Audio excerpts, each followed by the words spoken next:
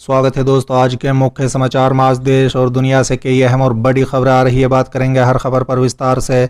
PM Narendra Modi के हनुमान चिराग पासवान को अब भी बीजेपी पर भरोसा, सीएम नीतीश को जमकर कोसा, बोले बिहार में जल्द होगा चुनाव। एक और बड़ी अपडेट, पोक चुनाव में इमरान खान की पीटीआई को मिला बहुमत। चुनावी हिंसा में पार्टी के 2 कार्यकर्ताओं की हुई थी मौत। वहीं अगली बड़ी खबर में आपको बताएंगे उत्तर प्रदेश के साथ ही गुजरात में कराए जा सकते हैं चुनाव, विधानसभा भंग करने पर हो रहा है विचार। एक और बड़ी अपडेट, राजस्थान कैबिनेट मंत्रिमंडल विस्तार में लागू हो सकता है ये फॉर्मूला, आधे मंत्री होंगे ड्रॉप। वहीं अगली बड़ी खबर में आपको बताएंगे डॉक्टर फारूक ने फिर दिया भारत पाक वार्ता पर जोर, कहा संबंधों के प्रति दोनों का होना होगा गंभीर। वहीं अगली बड़ी खबर में आपको बताएंगे कार्रवाई शुरू होते ही संसद के दोनों सदनों में जोरदार हंगामा, लोकसभा और राज्यसभा स्थगित। एक और बड़ी अपडेट, भाजपा पर भड़के मुकेश सहनी, तेजस्वी और अखिलेश को दिया धन्यवाद, बड़ा जवाब देने की तैयारी में जुटे। वहीं अगली बड़ी खबर में आपको बताएंगे राकेश टिकैत बोले ट्रैक्टर पीरियड का निर्णय सही, 15 अगस्त को किसान फहराएंगे तिरंगा। एक और बड़ी अपडेट, झारखंड में सरकार गिराने की साजिश में नया दावा, महाराष्ट्र के 2 बीजेपी विधायक शामिल। तो चलिए देख लेते हैं आज की पहली बड़ी खबर। पीएम नरेंद्र मोदी के हनुमान चिराग पासवान को अभी बीजेपी पर भरोसा, सीएम नीतीश को जमकर कोसा, बोले बिहार में जल्द होगा चुनाव। दरअसल दोस्तों, सांसद चिराग पासवान ने कहा है कि जब परिवार के सदस्यों ने आशीर्वाद का हाथ हटा लिया तो मुझे लगा कि बिहार के 12 करोड़ लोगों का आशीर्वाद लेना जरूरी हो गया है। इसके बाद मैंने प्रण लिया कि बिहार में आशीर्वाद यात्रा निकालेंगे। इसकी शुरुआत मैंने अपने दिवंगत पिता रामविलास पासवान की कर्मभूमि से शुरू की। दोस्तों बता दें, इस दौरान उन्होंने कहा है कि मैं बिहार के कई जिलों में गया जहां मुझे लोगों का अपार समर्थन मिला। वहीं चिराग पासवान ने मुख्यमंत्री नीतीश कुमार पर निशाना साधते हुए कहा है कि मौजूदा मुख्यमंत्री और उनकी पार्टी को बिहार की जनता ने जनादेश नहीं दिया। विगत विधानसभा चुनाव में जेडीयू दूसरे नंबर की पार्टी बन गई है और आधी सीटों पर सिमट कर रह गई है। बिहार की जनता का जनादेश नीतीश कुमार के खिलाफ था। इसके साथ ही चिराग ने कहा है कि बिहार में जल्द ही मध्यावधि चुनाव होगा, उपचुनाव होंगे तो मेरी पार्टी का स्टैंड पता चल जाएगा। चलिए अगली खबर, पोक चुनाव में इमरान खान की पीटीआई को मिला बहुमत, चुनावी हिंसा में पार्टी के 2 कार्यकर्ताओं की हुई थी मौत। दरअसल दोस्तों, पाकिस्तान के कब्जे वाले कश्मीर में रविवार को हुए विधानसभा चुनाव के दौरान हिंसा का बोलबाला दिखा।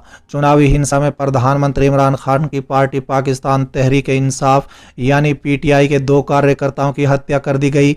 इसके अलावा भीड़ द्वारा कई पुलिस कर्मियों की पिटाई का मामला भी सामने आया है। मतगणना के नवीनतम परिणामों के अनुसार इमरान खान की पार्टी ने साधारण बहुमत हासिल किया है।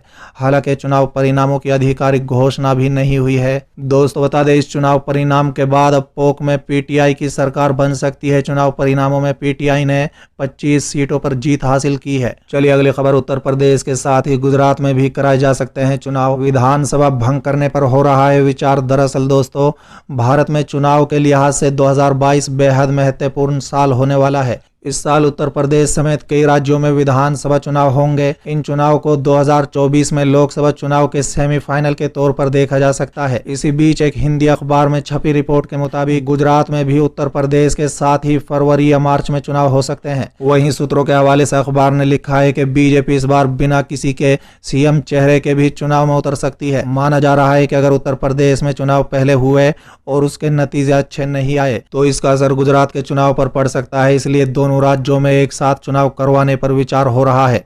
इसके साथ ही कहा जा रहा है कि गुजरात में मंत्रिमंडल विस्तार या नेतृत्व परिवर्तन के बजाय विधानसभा भंग होने के आसार नजर आ रहे हैं। दोस्तों बता दें, गुजरात में इस वक्त प्रदेश बीजेपी की कमान सीआर पाटिल के हाथ में है।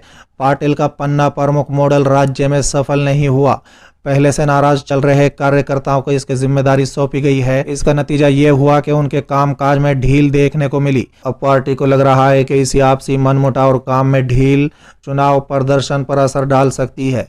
चलिए अगली खबर, राजस्थान कैबिनेट मंत्रिमंडल विस्तार में लागू हो सकता है ये फॉर्मूला, आधे मंत्री होंगे ड्रॉप। दरअसल दोस्तों, राजस्थान में जल्द ही मंत्रिमंडल विस्तार हो सकता है। इसके लिए गहलोत सरकार ने फॉर्मूला तैयार कर लिया है। सूत्रों के मुताबिक फिलहाल गहलोत कैबिनेट में 9 मंत्रियों की जगह खाली है। साफ है कि मंत्रिमंडल विस्तार में 9 नए मंत्री बनाए जा सकते हैं। राजस्थान सरकार के मौजूदा मंत्रिमंडल में 10 कैबिनेट मंत्री और 10 राज्य मंत्री हैं। सूत्रों का कहना है कि इस बार सिर्फ विस्तार ही नहीं होगा बल्कि फेरबदल भी होगा, जिसमें 6 से 8 मंत्रियों को परफॉर्मेंस के आधार पर ड्रॉप भी किया जा सकता है। दोस्तों बता दें, एक व्यक्ति एक पद का फॉर्मूला भी इसमें लागू होगा और एक बार के विधायक को मंत्री नहीं बनाने के फैसले पर भी मोहर लग सकती है। चलिए अगली खबर। डॉक्टर फारूक ने फिर दिया भारत पाक वार्ता पर जोर, कहा संबंधों के प्रति दोनों को होना होगा गंभीर। दरअसल दोस्तों, नेशनल कॉन्फ्रेंस के अध्यक्ष डॉक्टर फारूक अब्दुल्ला ने एक बार फिर कश्मीर मुद्दे पर भारत और पाकिस्तान के बीच बातचीत का सुर छेड़ा है। उन्होंने कहा है कि दोनों देशों को ये महसूस करना चाहिए कि वो एक दूसरे के खिलाफ युद्ध नहीं जीत सकते। उन्होंने कहा है कि उनकी नेशनल कॉन्फ्रेंस भारत और पाकिस्तान के बीच वार्ता की हमेशा ही पक्षकार रही है। चलिए अगली खबर। कार्रवाई शुरू होते ही संसद के दोनों सदनों में जोरदार हंगामा, लोकसभा और राज्यसभा स्थगित। दरअसल दोस्तों, संसद के मानसून सत्र का आज यानी सोमवार से दूसरा हफ्ता शुरू हो गया है। अब तक दोनों सदनों में विपक्ष लगातार सरकार पर हमलावर रही, जिसके चलते संसद में कामकाज नहीं हो पा रहा है। दोस्तों बता दें, कल सोमवार को भी संसद के दोनों सदनों की कार्रवाई शुरू होते ही विपक्ष ने कृषि कानूनों और पेगासस मुद्दे पर जोरदार हंगामा शुरू कर दिया, जिसके बाद राज्यसभा को सुबह 12 बजे और लोकसभा को दोपहर 2 बजे तक के लिए स्थगित कर दिया गया। चलिए अगली खबर। भाजपा पर भड़के मुकेश सहनी, तेजस्वी और अखिलेश यादव को दिया धन्यवाद, कड़ा जवाब देने की तैयारी में जुटे। दरअसल दोस्तों, बिहार सरकार के मंत्री और विकासशील इंसान पार्टी के राष्ट्रीय अध्यक्ष मुकेश सहनी आजकल भाजपा पर जबरदस्त तरीके से खफा हैं। ये नाराजगी उन्होंने सार्वजनिक तौर पर जताई है। मामला इतने पर ही नहीं रुका, उन्होंने लालू प्रसाद यादव के छोटे बेटे और बिहार विधानसभा में नेता प्रतिपक्ष तेजस्वी यादव को धन्यवाद भी दिया है। साथ ही उन्होंने मुलायम सिंह यादव के बेटे और यूपी के पूर्व सीएम अखिलेश यादव को भी धन्यवाद दिया है। अगर सहनी की रणनीति पर गौर करें तो भाजपा को सबक सिखाने की तैयारी भी शुरू कर दी है। पूरा मामला फूलन देवी की जयंती पर हुआ घटनाक्रम से जुड़ा है। दोस्तों बता दें, सहनी ने यूपी के सीएम योगी आदित्यनाथ की निंदा की है। सहनी की पार्टी वीआईपी यूपी के लखनऊ और वाराणसी सहित तमाम बड़े शहरों में फूलन देवी की प्रतिमा स्थापित करना चाहती थी। इस सिलसिले में जब सहनी वाराणसी पहुंचे तो वहां उन्हें एयरपोर्ट से बाहर ही नहीं निकलने दिया गया और दूसरी फ्लाइट से कोलकाता भेज दिया गया। साथ ही फूलन देवी की प्रतिमा को प्रशासन ने जब्त कर लिया। इससे नाराज सहनी ने यूपी में भाजपा को सबक सिखाने के लिए 150 से अधिक सीटों पर अपने उम्मीदवार उतारने का ऐलान कर दिया है। चलिए अगली खबर। राकेश टिकैत बोले, ट्रैक्टर परेड का निर्णय सही, 15 अगस्त को किसान फहराएंगे तिरंगा। दरअसल दोस्तों, किसान आंदोलन के 8 महीने से ज्यादा का वक्त हो गया है, लेकिन अभी प्रदर्शनकारी पीछे हटने को तैयार नहीं। इसके अलावा जंतर मंतर पर भी किसान संसद चल रही है। दोस्तों बता दें, राकेश टिकैत ने कहा है कि जींद के लोग क्रांतिकारी हैं।